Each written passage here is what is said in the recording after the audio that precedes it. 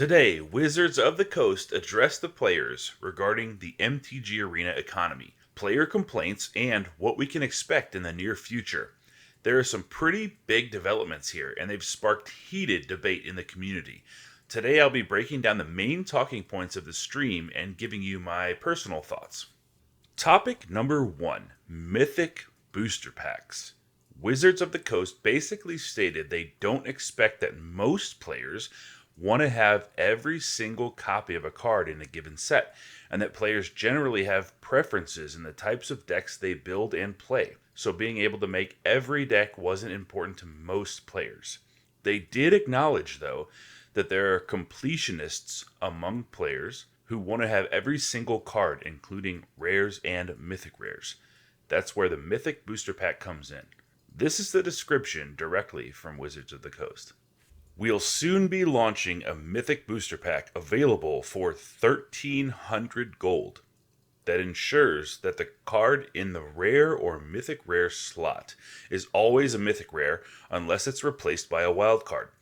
This should help collectors who are rare complete but are still missing mythic rare cards.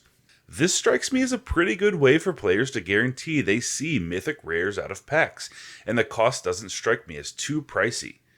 Offering a booster pack with a guaranteed mythic rare is a smart idea on Wizards of the Coast's part, and this seems a decent value. If that's what you're needing in your collection, you can get it.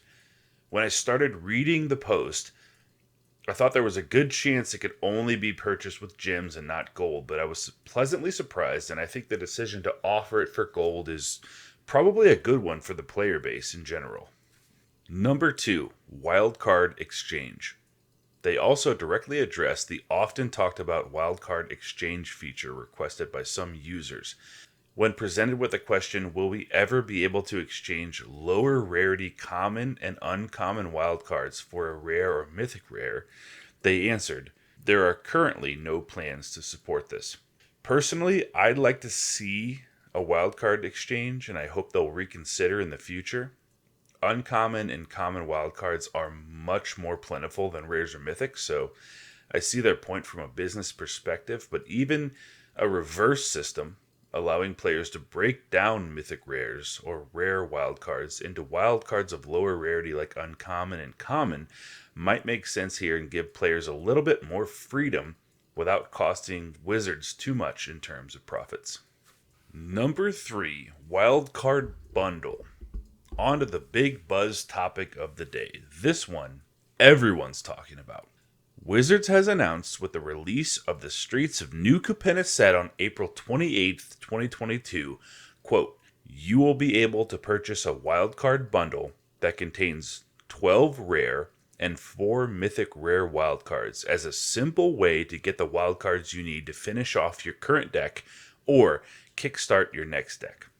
Players have been asking for the ability to purchase wildcards forever, so having this option is great. However, it comes at a price. That price is $49.99 in United States dollars. Hey. Dude.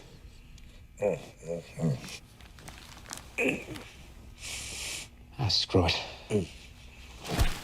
Look, everybody's in a different financial situation, so that might seem like a lot to you, or it might seem like a little.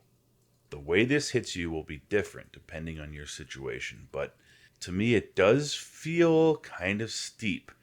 We're talking about a bundle that provides 4 mythic rare wildcards and 12 rare wildcards for a total of 16, only 4 of which are mythics.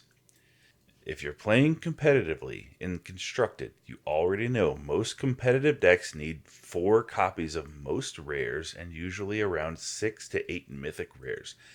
And we're talking aggro decks here. Control decks can easily go beyond that.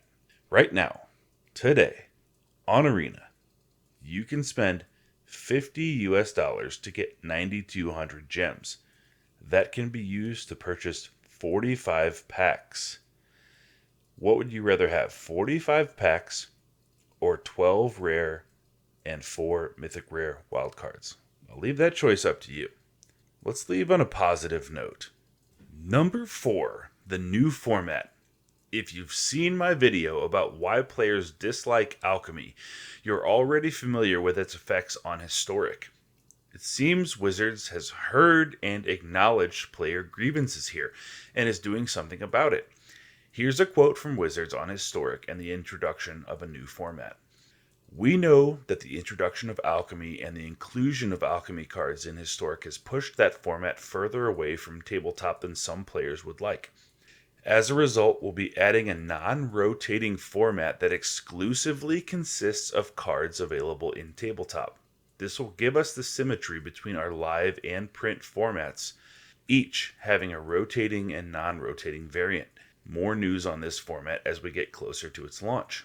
Personally, I'm pleased to see that they've seen the complaints about alchemy encroaching on historic, and they're going to be bringing a new format in. I think it shows that Wizards does listen and understands some of the complaints the players have had. And in good faith, I'm willing to give them a shot at correcting some of the mistakes of the past.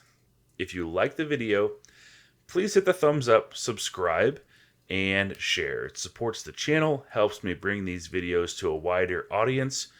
I appreciate you listening. Thank you very much, and I hope you have a great day.